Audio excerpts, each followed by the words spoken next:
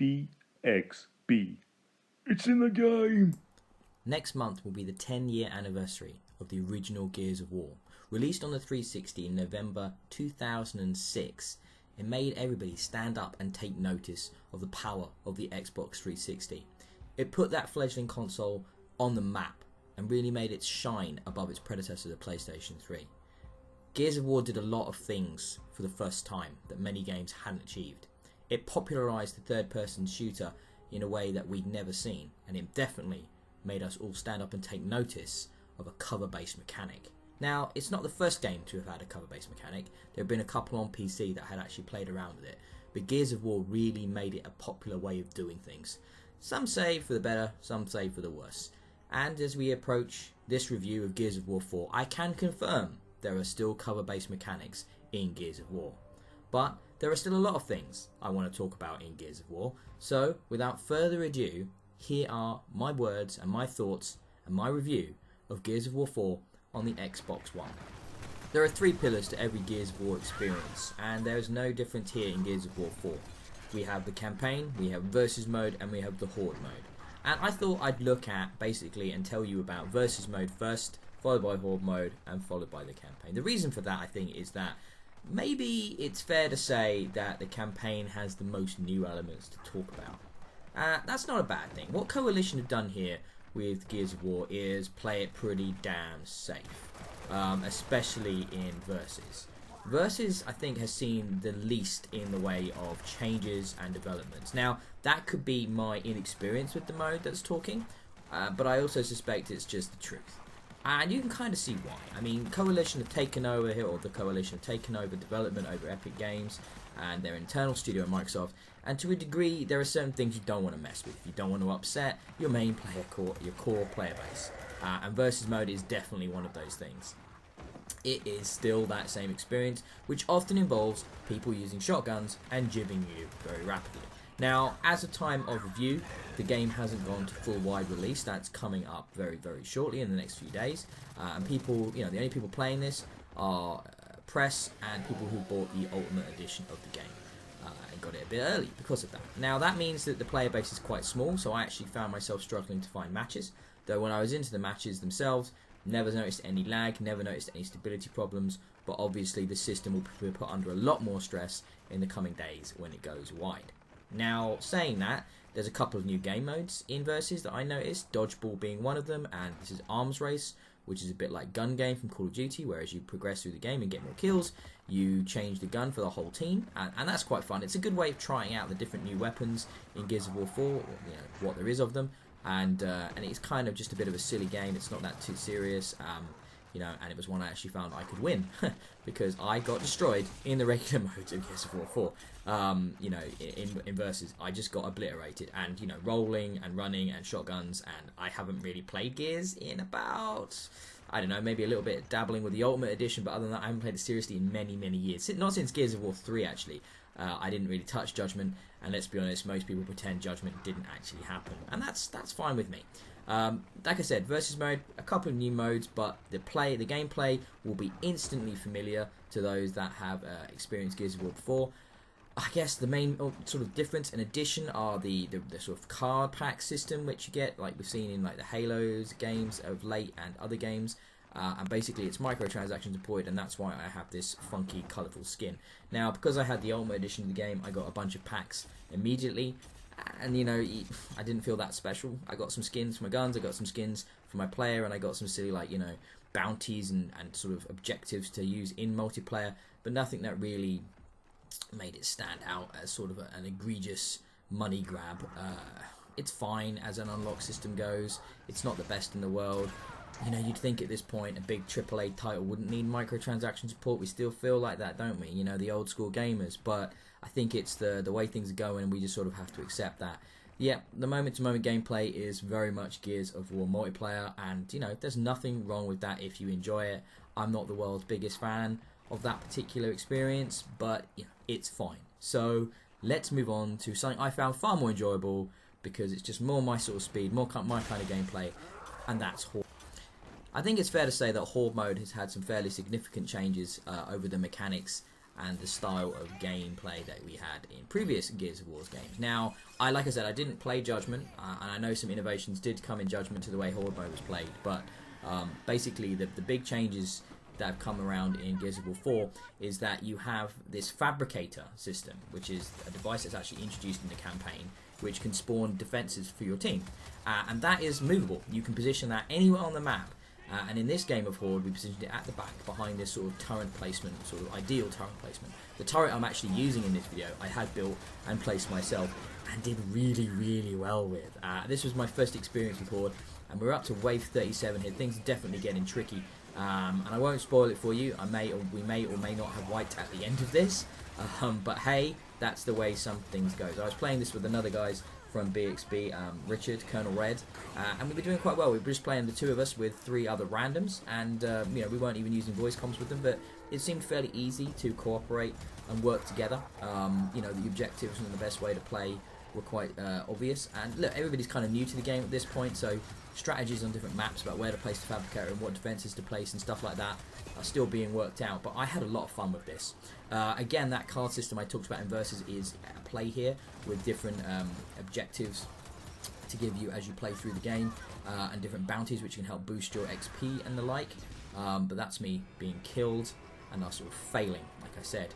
But I believe we all come back, which has sort of surprised me. I've forgotten that happened in Horde mode. Maybe it's because of the difficulty we were playing it on, but I thought when everybody died that was game over. But you know, I lost the turret there, which was upsetting after having it for most of the waves, and I'm back now by myself, you know, without my trusty turret, you know, just on foot, playing as an engineer class, which is another element that's new to the Horde mode, which is that you have classes now, so engineers, soldiers, scout types, that sort of thing, which give you different weapons and abilities, and most importantly for the engineer, you get a repair gun instead of a pistol, and you can use that to repair fortifications in your turret, and that will come in very handy earlier in the Horde mode. I have a lot of fun with Horde mode. It's clearly got some serious legs, and will be one of those modes that you keep coming back to and dipping in and out of over the lifespan of the game. It's really good fun, and as new maps are released, and you get to experience them, you'll be able to try them, I think, in Horde mode as well, which is really cool. And obviously it does that thing where it gives you various selections of the enemies that you find throughout the game, drip fed to you as you experience it, as you get further and further, including some incredibly hard boss fights at the 10, 20, 30, 40, 50 mark, which are not for the faint of heart, but really challenge your team's coordination and the ability to deal with some big enemies. So that's Horde mode, and I think it's definitely, you know, actually I think it is the best Horde mode that Gears of War has had to date. I really enjoy the balances between the classes and the new abilities, and being able to spawn, you know, your defenses and stuff with that currency that you get from the energy that you get from killing enemies, and have to pick it up and bank it. There's lots of nuance to that. There's lots of strategy I can imagine which is going to come about by where to place the Fabricator and things like that. It's really, really, really good fun. Yeah, the best one to date. So that brings us now to the third important tenet of the Gears of War experience, and that's the campaign mode. I don't envy the job the Coalition had with the campaign for Gears of War 4.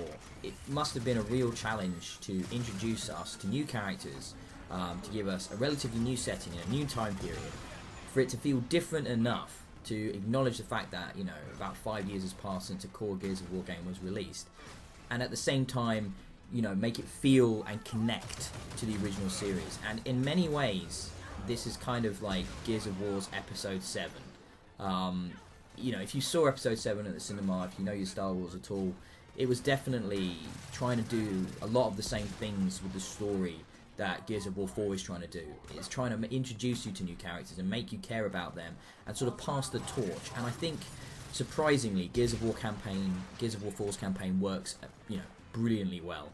I really, really liked the new characters of JD, Del, and Kate.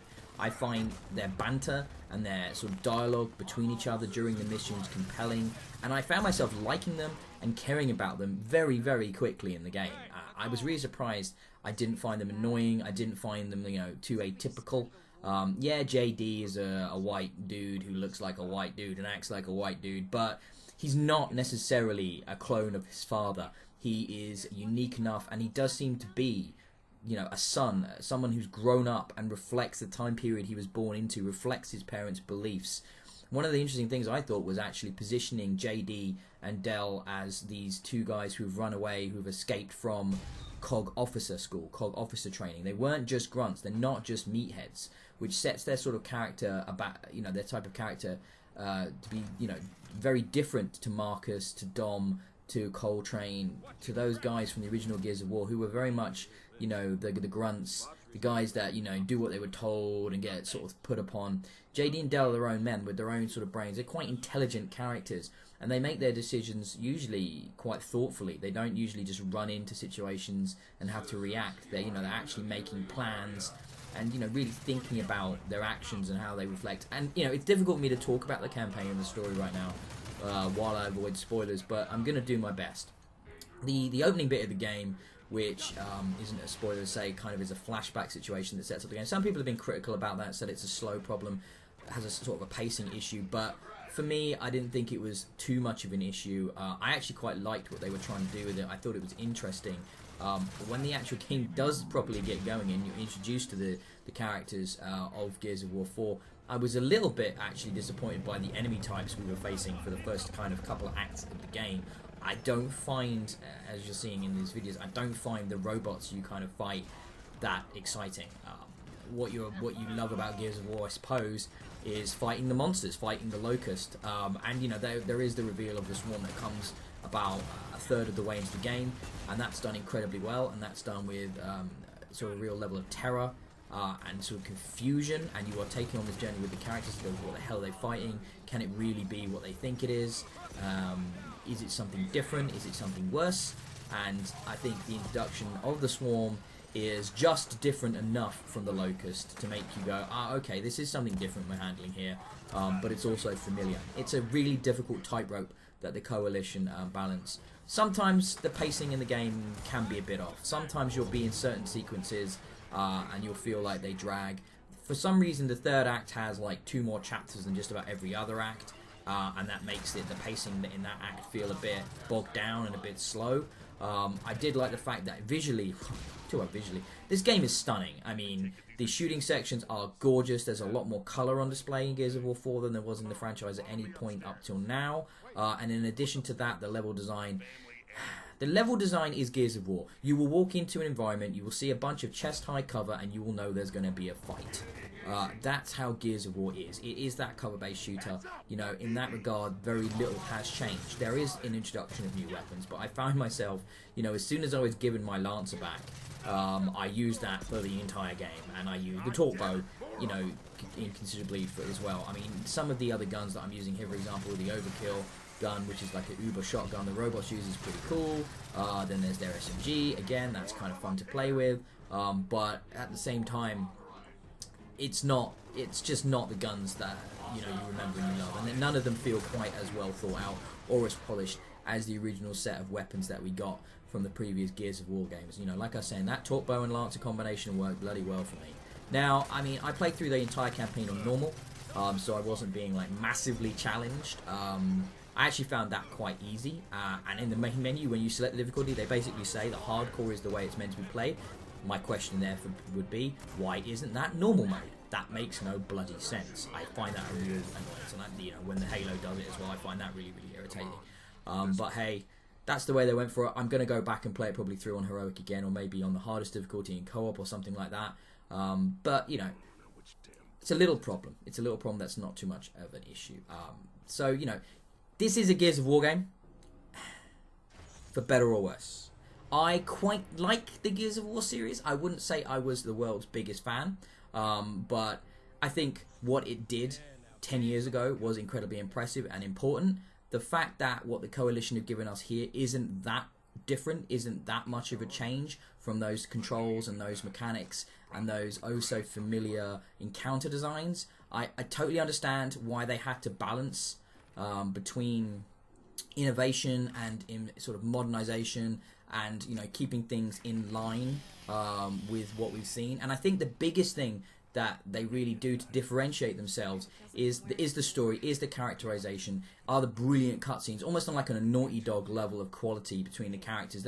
Like I said, you really like the characters, you really care. It's no spoiler saying Marcus Phoenix come back. His introduction, instead of being like bombastic and over the top is subtle and is downplayed, and it feels real, and it makes you believe that that character really is in that world and part of that world, and he has a son, and there is a weight to their connection that matters, and you know, that is the impressive stuff. The actual gameplay isn't as impressive as the storytelling, and that's a little bit of a downer. I was hoping to be surprised, and in the final act there is I won't spoil it, but there is a thing that happens that's ridiculous and over the top and hilarious and so much fun. I absolutely loved it. It was so silly, and it's still Gears of War, and it still plays like Gears of War, and yet it's Gears of War turned up to 11, and it's exactly what you want in the final act of a game as a payoff, as a big moment.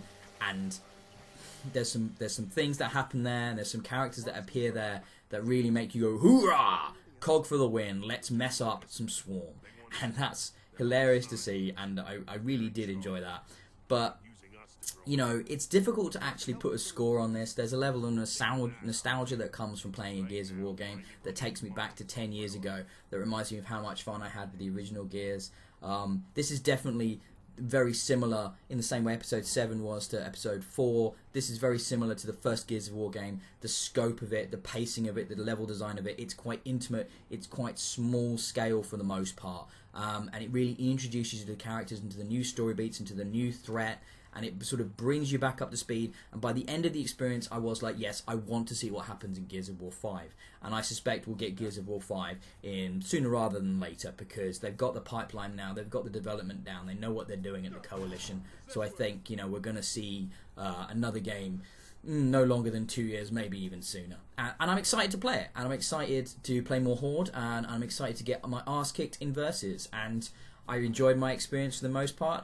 It's definitely not a groundbreaking, brand new experience. Maybe we'll see the Coalition trying some more new things and breaking more ground when we get to, you know, the next game. I thought they played it a little bit too safe. I like to see a little bit more creativity and innovation in games that are coming out like this. But hey, what is here is incredibly polished and incredibly honed. It moves great, it looks great, it sounds great. And because of that, and because this is Gears of War 4, after so long since a Gears of War game, how can they not score this 4 out of 5 stars? BXB. It's in the game.